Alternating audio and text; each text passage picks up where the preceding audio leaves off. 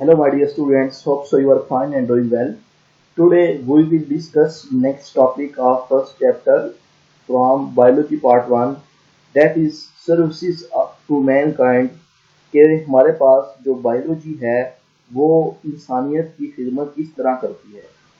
Biology जो है इंसानों की खिदमत जो है वो तीन तरह से करती है। नंबर वन जो है इसने एक ऐसे मेथड हमने डिस्कवर कर लिए हैं बायोलॉजी के नॉलेज को इस्तेमाल करके, जिसे हमने फूड प्रोडक्शन जो है उसको इंक्रीज कर लिया है। आप सोचें कि जितने आज पूरी दुनिया पे 7 अरब लोग रहते हैं, अगर बायोलॉजी का इल्म ना आता और ये जो फूड प्रोडक्शन को इंक्रीज करने के मेथड ना आते तो लोग तो भूखे मर जाते। उसके अलावा जितनी भी डिजीज़ हैं उससे मुकाबले करने के लिए हमने डिफरेंट ऐसे मेथड इन्वेंट कर लिए हैं बायोलॉजी के नॉलेज को इस्तेमाल करते हुए कि डिजीज़ जो हैं वो उन पे काबू पाना आसान हो गया है।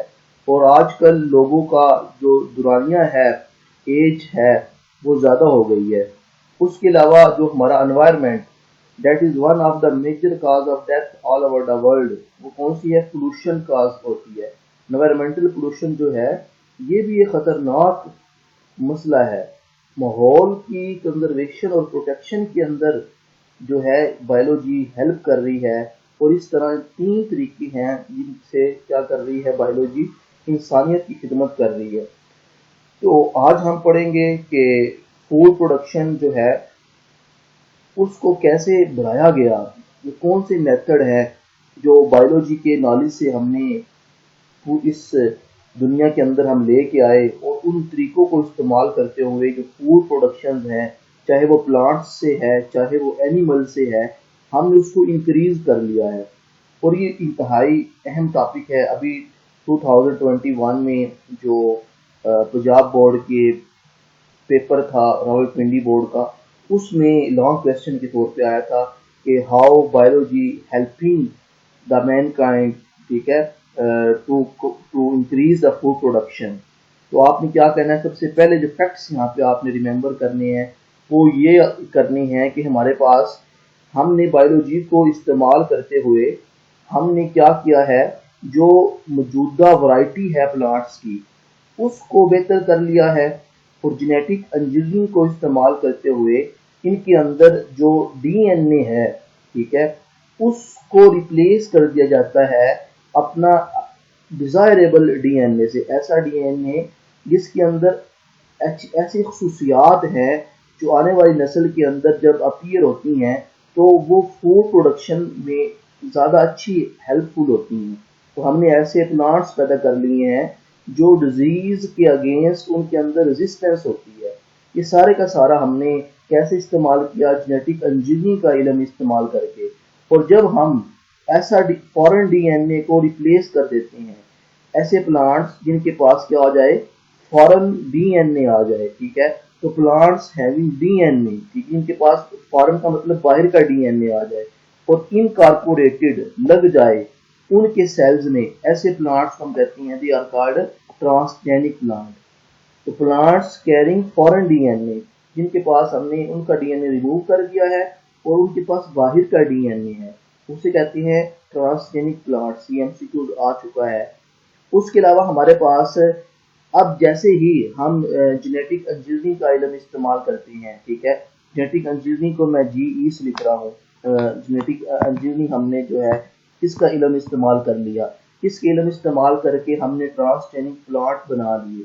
अब ट्रांसजेनिक प्लांट्स बनाने से पहले इनके जो सेल्स होते हैं जिनके अंदर फॉरेन डीएनए होता है, ये प्रोसेस करना बड़ा महंगा है। इसमें बहुत ज़्यादा कोशिश दरकार होती है, बहुत ज़्यादा जो है वो इन्वेस्टमेंट होती है। वो सेल जो बना लिए गए हैं, फॉरेन डीएनए उनके अंदर लगा दिया गया है, अगर उनका नंबर जो है वो इंक्रीज करना है, सो डैट हमें एक पौधे की ज़रूरत तो है नहीं, हमें हज़ारों में पौधे चाहिए। वो जो हमारे पास बन गया है सेल जिसके जिसके अंदर फॉरेन डीएनए है, उसकी कॉपीज बनानी है। उसको हमने क्या करना है, उसके नंबर को इंक्रीज करना है। तो उसके लिए भी हमारे पास एक मेथड आया उस मेथड का नाम जो है वो है क्लोनिंग। क्या है जी? क्लोनिंग। तो क्लोनिंग हमारे पास वो मेथड है जिसको हम इस्तेमाल करके जितनी भी हमारे पास डिजायर्ड सेल्स होती हैं उसकी हम क्या करते हैं, कापियां बनवाती हैं। जिस तरह आप जानते हैं आपके पास ओरिजिनल डॉक्यूमेंट्स हैं किसी क्लास के, फर्ज कर लो आपके पास जो है 10th क्लास का आपका ओरिजिनल जो है वो सर्टिफिकेट है। आपका कॉलेज कहता है कि मुझे उसकी कापी चाहिए। अब आप कापी वाली शॉप पे जाते हो तो वहां से जितनी मर्जी कापी करवा लो, ठीक है, लेकिन वो सेम नहीं होगा। मतलब इसी तरह बायो के अंदर भी हम क्या करते हैं, जेनेटिकल जो इडेंटिकल कॉपीज जो होती हैं ऑर्गेनिजम्स की, उनको बनाया जाता है किसके जरिए? एसेक्सुअल रिप्रोडक्शन के प्रोसेस के जरिए, जिसे कहते हैं क्लोनिंग। ठीक है। तो पहला जो तरीका है डियर स्टूडेंट्स फूड प्रोडक्शन का, वो क्या है कि हमने जो एग्जिस्टिंग वैरायटीज ऑफ प्लांट्स और एनिमल्स है उसको इंक्रीज कर लिया है। कैसे कर लिया है? जेनेटिक इंजीनियरिंग जो है ये एक इल्म है बायो के अंदर, इसको इस्तेमाल करके। और उसके अलावा हमने जो क्लोनिंग है ये तरीका इस्तेमाल करके हमने क्या किया है, फूड प्रोडक्शन बढ़ा लिया है। ठीक है। जेनेटिक इंजीनियरिंग जैसे कि नाम से जाहिर है, जेनेटिक मतलब डीएनए। ठीक है। इंजीनियरिंग का क्या करता है, उसको बनाता है, मेकअप करता है, उसके साथ जो है वो छेड़ाछाड़ी करेगा डीएनए के साथ जो है। उस तरह हम डीएनए को क्या करते हैं, अपने डिजायरेबल प्रोडक्ट हासिल करने के लिए यूज करते हैं। उसके अलावा हमारे पास इस बुक में आप देखोगे तो 6 से 7 जो है इसमें तरीके लिखे गए हैं फूड प्रोडक्शन को इन्हेंस करने का। अच्छा जी, अब देखो ना, जब भी हमारे जो ज़राअत होती है, प्लांट्स होती हैं, उन पे जब डिजीज अटैक करती हैं तो हमारे पास क्या है, हमारे पास ऐसे केमिकल्स हैं, पेस्टिसाइड्स हैं, जो जो कीड़े मार दवाइयात हैं, इन दवाइयों का इस्तेमाल करते हैं। तो ये जो यूज ऑफ पेस्टिसाइड्स या फिर ये केमिकल्स हैं, ये भी क्या करते हैं, इनकी वजह से भी फूड प्रोडक्शन जो है वो इन्हेंस हो गई है। जो जो हमारी फसल होती थी बीमारियों की वजह से कम पड़ जाती थी, अब वो कम नहीं होती क्योंकि हमारे पास ये केमिकल्स आ गए हैं। लेकिन ये जो केमिकल्स हैं ये नुकसानदायक हैं, किसके लिए? हमारे माहौल के लिए भी और इंसानी सेहत के लिए भी। अब कोई ना कोई ऐसा तरीका होना चाहिए जिसकी वजह से ये डिजीजेज या फिर जो कीड़े जो हमारी फसलों को खराब करते हैं उनको खत्म किया जा सके। हाँ, सांप भी मर जाए लट्ठी भी ना टूटे। तो इसके लिए क्या किया, बायोलॉजी ने एक ऐसा तरीका इन्वेंट किया जिसमें हम क्या करते हैं, हम लिविंग ऑर्गेनिजम्स का यूज करते हैं। ठीक है। हम लिविंग ऑर्गेनिजम्स को इस्तेमाल करके जो दूसरे पैथोजेनिक ऑर्गेनिजम्स होते हैं, पैथोजेनिक ऑर्गेनिजम्स वो होते हैं जो डिजीज काज करते हैं। ठीक है। उनको हम क्या करते हैं, कंट्रोल कर लेते हैं। क्योंकि बायोलॉजिकल इस मेथड को कहते हैं बायोलॉजिकल कंट्रोल। तो हम क्या करते हैं, बायोलॉजिकल कंट्रोल में लिविंग ऑर्गेनिजम्स को इस्तेमाल करते हैं। किसको कंट्रोल करने के लिए? पैथोजेनिक ऑर्गेनिजम्स के, जिससे ये क्या करते हैं, मुकाबले करते हैं, उनको खा जाते हैं। ठीक है। मतलब जिस तरह लोहे को लोहा काटता है, कि जिस तरह फॉर एग्जांपल आपकी बुक में लिखा हुआ है कि एफर्ड एक हमारे पास जो है ये पेस्ट है, एक पैथोजेनिक ऑर्गेनिज्म है, छोटा सा कीड़ा है, इसे सुंडी कहते हैं। ठीक है। ये अटैक करती है किस पे? वालनट ट्री पे। वालनट ट्री जो है इसे अखरोट का जो आपके पास दरख्त होता है, इसको कंट्रोल करने के लिए एक वास्प, एक मक्खी है। ठीक है। जो किसको खाती है? एफर्ड को खाती है। अब क्या किया जाए, बजाय के वालनट ट्री पे आप स्प्रे करें पेस्टिसाइड की, जिसकी वजह से माहौल भी खराब हो और वो जहर आपके अखरोट में भी चला जाए, इंसान खाए तो इंसान की सेहत पे भी वो बुरा असर करे, तो क्या किया जाता है कि यहाँ पे जो एफर्ड होती है, ठीक है, उस को कंट्रोल किया जाता है किसको इस्तेमाल करके? वास्प को इस्तेमाल करके। और वास्प जो है, अब जिस भी वालनट ट्री पे एफर्ड अटैक करेगी वहां पे ये वास्प छोड़ दी जाती हैं। वास्प जो है वो क्या करती हैं, इनको खा जाती हैं एफर्ड को, और हमारा जो फसल होती है वो बची रहती है। ठीक है। तो नेक्स्ट पहला तरीका कौन सा है? यूज ऑफ जेनेटिक इंजीनियरिंग, जिसकी वजह से हमने प्लांट्स और जो एनिमल्स जिसकी वराइटीज है वो बढ़ा ली हैं। ठीक है। क्लोनिंग और जो ये आपका ट्रांसजेनिक प्लांट है उसमें यूज करना जेनेटिक इंजीनियरिंग में। दूसरा तरीका है यूज ऑफ पेस्टिसाइड, तीसरा तरीका है थ्रू बायोलॉजिकल कंट्रोल, हमने फूड प्रोडक्शन बढ़ा ली है, ठीक है। चौथा तरीका जो है वो है IDM, क्या है जी, आई, ठीक है, DM, ठीक है। IDM का मतलब होता है इंटीग्रेटेड डिजीज, M का मतलब होता है मैनेजमेंट, ठीक है।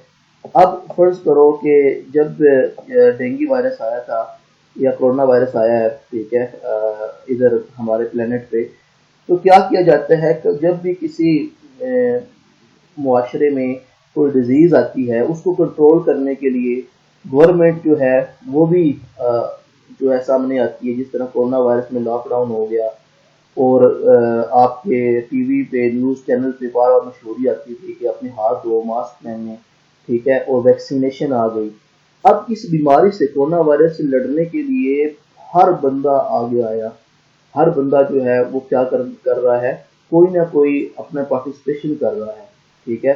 तो वो सारे के सारे मतलब ऑल, इसी तरह जब भी कोई डिजीज आती है तो ऑल रेलिवेंट जो एंड अप्रोप्रिएट मेथड, उसके रेलिवेंट अप्रोप्रिएट मेथड जो हम इस्तेमाल करते हैं किसी डिजीज को कंट्रोल करने के लिए, इस इकट्ठे को हम क्या कहते हैं, इंटीग्रेटेड डिजीज मैनेजमेंट कहते हैं, ठीक है। तो जब भी किसी मुआशरे में कोई बीमारी आए या कोई फसल में आ जाए या फिर कोई इंसानों में आ जाए, ठीक है, या जानवरों में आ जाए, उससे कम्बाट करने के लिए तो सारा मुआशरा सामने आता है और उसको कंट्रोल करने के लिए सामने आके जब वो आर रेलिवेंट मेथड इस्तेमाल करते हैं तो इसे क्या कहते हैं, इंटीग्रेटेड डिजीज मैनेजमेंट, ठीक है। तो थ्रू IDM भी हमने क्या कर लिया है, फूड प्रोडक्शन बढ़ा ली है, ठीक है। इसी तरह हमने ऐसे बैक्टीरिया हमने इन्वेंट कर लिया है जिनको हम क्या कहते हैं कि वो ऐसे बैक्टीरिया जिन्हें कहते हैं बायोपेस्टिसाइड। वो बैक्टीरिया जो हैं बायोपेस्टिसाइड के तौर पे इस्तेमाल होते हैं कि वो हार्मफुल नहीं होते एनवायरनमेंट के लिए। उसके अलावा अगला जो मेथड है थ्रू हाइड्रोपोनिक कल्चर टेक्निक। अब हाइड्रोपोनिक कल्चर टेक्निक क्या है, ठीक है। हाइड्रोपोनिक कल्चर टेक्निक जो है ये छोटे लेवल पे की जाती है, लैब्स में की जाती है। इसमें हम क्या करते हैं, जो प्लांट्स होता है ना उसको ग्रो किया जाता है किसमें, एरेटेड वाटर में। एरेटेड वाटर कौन सा होता है, जिसके अंदर जो है ऑक्सीजन जो है वो ऐड की जाए, ठीक है, जिसके अंदर क्या हो, ऑक्सीजन हो, ऐड की जाए। और उस वाटर के अंदर किसी छोटे लेवल पे आप फर्ज करो कि बर्तन ले लेते हो, उसमें वाटर डाल देते हो, उसमें ऑक्सीजन शामिल है और सारे वो न्यूट्रिएंट, मिनरल्स और साल्ट डाल देते हो जो उस प्लांट्स की ग्रोथ के लिए ज़रूरी है, ठीक है। अब ज़ाहिर बात है जब एक किसी भी ऑर्गेनिज्म को, चाहे पौधा है या एनिमल है, उसको उगने के लिए सारी चीज़ें मुहैया की जाएं, सारे जो उसे चीज़ें रिक्वायर्ड है, न्यूट्रिएंट रिक्वायर्ड है, मिनरल्स रिक्वायर्ड है, साल्ट रिक्वायर्ड है, इन ह्यूमंस को जिस तरह विटामिन रिक्वायर है, तो उसकी ग्रोथ मैक्सिमम होगी, ठीक है। तो इस हाइड्रोपोनिक कल्चर टेक्निक में छोटे लेवल पे प्लांट्स को जो जो चीज़ें रिक्वायर्ड होती हैं वो ऐड की जाती हैं। फिर बारी बारी हर चीज़ को देखा जाता है कि अगर ये चीज़ इसमें ना हो तो प्लांट्स की ग्रोथ पे क्या इफेक्ट होता है, अगर ये चीज़ ना हो तो प्लांट्स की ग्रोथ पे क्या इफेक्ट होता है। इससे हमें पता चल जाता है कि पौधे किस चीज़ पे ज़्यादा उगते हैं, किस मिनरल साल्ट या को ऐड करने से प्लांट्स की ग्रोथ जो है मैक्सिमम होती है, ठीक है। जब ये हम एक्सपेरिमेंट कर लेते हैं फिर हम जब इस तरीके से हम जो बड़े बड़े हमारे पास बड़े पैमाने पे ज़राअत है जो हम करते हैं एग्रीकल्चर का, वहाँ पे भी हम इससे जो है मालूमात हासिल करके कुछ देर बाद फिर बड़े लेवल पे करते हैं तो हमारी फसलें जो है वो अच्छी होती हैं, ठीक है। तो हाइड्रोपोनिक कल्चर टेक्निक में क्या कहना है, अपने प्लांट्स और ग्रोन उगाए जाती हैं एरेटेड वाटर में, ठीक है, इन विच टू विच न्यूट्रिएंट, मिनरल्स और साल्ट सारे ऐड कर दी जाती हैं टू चेक, ये चेक करने के लिए weather a particular nutrient is essential और नॉट, ये जो हमारे हम जो गज़ाइयत दे रहे हैं ये इसकी ज़रूरी है कि नहीं है, ठीक है। और फिर क्या कह रहा है कि आजकल ये जो तकनीक है हाइड्रोपोनिक कल्चर तकनीक, कहता है कि ये यूज़ हो सकती है, ठीक है। एस्ट्रोनट्स, एस्ट्रोनट्स कौन होते हैं, जो खलाबाज होते हैं, कि वो खला में जाते हैं वहाँ पे रिसर्च करने के लिए। मे बी कल फ्यूचर में इस हाइड्रोपोनिक कल्चर तकनीक को कौन यूज़ करें, एस्ट्रोनट्स जो हैं वो स्पेस में यूज़ करें वेजिटेबल जो है उसको ग्रो करने के लिए, ठीक है। लास्ट जो मेथड है जो फूड प्रोडक्शन में हेल्प करता है वो है पास्चराइजेशन।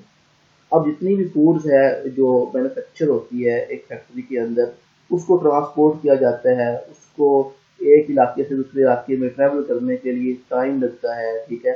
अब आप जाती हैं तो आपको बेकरी से कैन फूड मिल जाती है, ठीक है, जो जो इवन के आपके बर्गर्स हैं वो स्टोर्ड हैं, ठीक है। इसी तरह आपको दही मिल जाती है, नेस्ले वाला दूध मिल जाता है। ये सारे के सारे जो हैं जब फूड को जखीरा किया जाता है लंबे अरसे के लिए, ठीक है, ये जो तरीका है इसे कहते हैं पास्चराइजेशन। सबसे पहले ये लुइस पास्चर ने जो है वो बनाया था, और ख़ास तौर पे जो मिल्क और मिल्क प्रोडक्ट्स होती हैं, दूध से बनने वाली चीज़ें होती हैं, उनको प्रिजर्व करने के लिए एक तरीका अप्लाई किया गया। इसमें क्या करते हैं हम, किसी भी जिसको हमने पास्चर करना है जिस फूड को, उसको हाई टेम्परेचर पे क्या करते हैं, उबालते हैं, जिसकी वजह से उसके अंदर जितने भी माइक्रो ऑर्गेनिज्म होते हैं पैथोजेनिक, वो सारे मर जाते हैं, वो जरासीमों से पाक हो जाता है। तो इस तरह उसको हम लंबे अरसे तक क्या कर सकती हैं, स्टोर कर सकती हैं। तो ये था डियर स्टूडेंट्स आज का टॉपिक हमारे पास। सर्विसेज कैसे हो रही हैं फूड प्रोडक्शन को इंक्रीज करने के लिए, बायोलॉजी कैसे हेल्प कर रही है, सारे मेथड हैं जिनमें आपने जेनेटिक इंजीनियरिंग का बताना है, क्लोनिंग का बताना है, आपने ट्रांसजेनिक प्लांट्स के बारे में बता देना है, ठीक है, यूज ऑफ पेस्टिसाइड्स का बता देना है, यूज ऑफ बायोलॉजिकल कंट्रोल, ठीक है, इंटीग्रेटेड डिजीज मैनेजमेंट का बता दें, ठीक है। उसके अलावा फिर आगे चले तो ये आ जाता है हाइड्रोपोनिक कल्चर टेक्निक और पास्चराइजेशन, ठीक है। तो इस तरह आप ध्यान से समझ के पढ़ेंगे, समझ के लिखेंगे तो आपके बहुत अच्छे नंबर आएंगे, ठीक है। सब्सक्राइब कीजिए मेरा चैनल, याद रखिएगा मुझे अपनी दुआओं में। मिलते हैं नेक्स्ट लेक्चर में। अल्लाह हाफिज़।